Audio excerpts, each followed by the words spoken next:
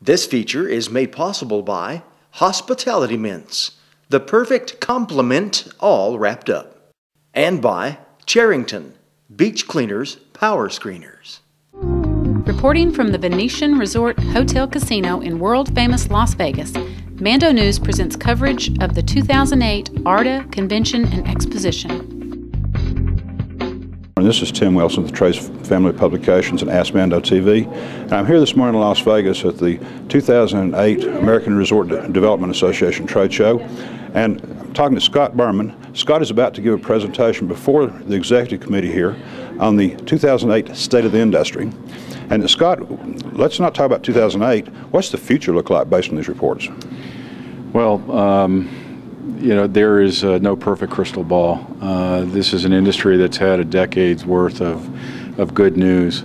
I would be remiss if I didn't say there was some apprehension, just given the global economic situation, the state of the timeshare industry in the U.S., keeping in mind that 85% of existing inventory is in the Americas, and very much dependent on U.S. consumers.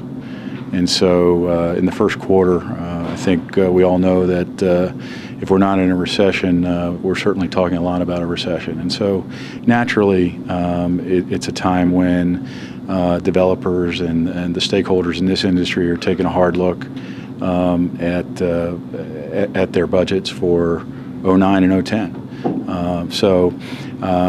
It'll be interesting. I think when we speak in a year, I think I would not be surprised to see some flattening with respect to just overall demand and pricing.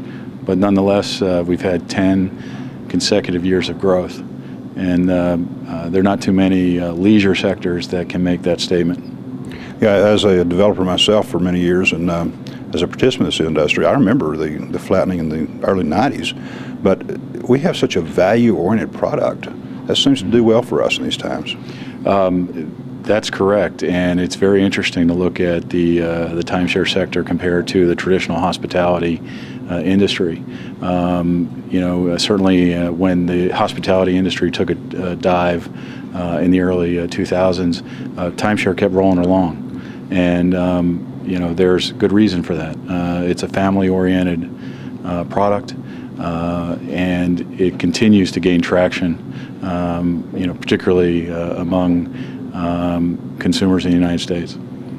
Scott, I know you've got a report to do, and I see an audience of people waiting for you. Thank you very much today. My pleasure.